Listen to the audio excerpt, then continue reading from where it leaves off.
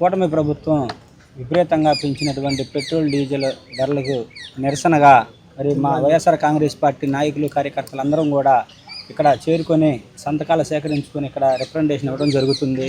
మరి కూటమి ప్రభుత్వం వచ్చిన తర్వాత కనీసం ప్రజలకి ఒక్క పెన్షన్ కూడా పట్ట పెన్షన్ ఇచ్చిన దాఖలా లేదు, ఎవరికి ఒక్క సెంటు ఇళ్ల స్థలం ఇచ్చిన దాఖలా కూడా లేదు.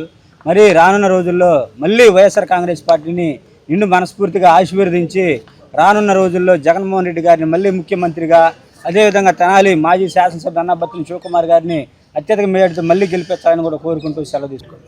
డీజిల్ పెట్రోల్ ధరలు పెరగటం వల్ల రాష్ట్రంలో రైతాంగానికి కానివ్వండి, ప్రతి పేదవాడికి దాని మీద వ్యాపారం చేసుకునేది ఇవాళ రోజున 1 లీటర్ పెట్రోల్ వేసుకొని ఒక సామాన్యుడు కూడా, చిన్న తరహా వ్యాపారస్తులకు కూడా ఈ డీజిల్ పెట్రోల్ చాలా అవసరం. రాష్ట్ర ప్రభుత్వం దీని మీద గట్టి చర్యలు తీసుకొని రేట్లు తగ్గించాలని వైఎస్ఆర్సీపీ పార్టీ రాష్ట్ర వ్యాప్తంగా ధర్నా చేస్తుంది. అవి రేట్లు తగ్గించేంత వరకు మేము ధర్నా చేస్తూనే ఉంటాం.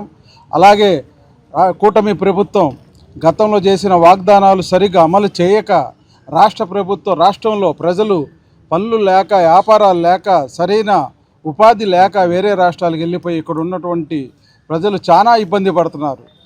కూటమి ప్రభుత్వం చాలా అబద్ధాలు చెప్పింది, నయవంచ చేసింది ప్రజలకి. స్త్రీలకు కానీ వాళ్ళకి 15,000 ప్రతి స్త్రీకి వేస్తామన్నారు. అలాంటి ఆర్థిక ఇబ్బందుల్లో ఆదుకుంటే రాష్ట్రం జగన్మోహన్ రెడ్డి టైంలో దేశంలోనే రాష్ట్రం ప్రథమ స్థానంలో ఉంది. ఆర్థికంగా కానివ్వండి, అభివృద్ధిలో కానివ్వండి. అభివృద్ధి చేసి చెప్పుకోలేక మేము ఇదైపోయాం. అభివృద్ధి చేయక అబద్ధాలతో మీరు కోటలెక్కి ఇంకా అబద్ధాలు, ప్రతిదీ దుబారా ఖర్చులు చేస్తూ రాష్ట్ర ప్రభుత్వం ఇవాళ కాంట్రాక్టులకు కుమ్మి పెడుతుంది. రాష్ట్రంలో ఉన్న డబ్బంతా నిరుపేదలు పనులు లేక, వ్యాపారాలు లేక, వ్యాపారస్తులు కానీ అందరు ఇబ్బంది పడుతుంటే ఈ పెట్రోల్ డీజిల్ కూడా ఒక పెద్ద కొండలాగా వచ్చి జనం మీద పడుతుంది. చాలా భారంగా ఉంది. దీనికి మా జగన్మోహన్ రెడ్డి గారు తెనాలి నియోజకవర్గంలో మా అన్నాబత్తుని శివకుమార్ గారి ఆధ్వర్యంలో ఈరోజు ధర్నా జరిగింది ఆర్డీఓ ఆఫీస్ దగ్గరికి.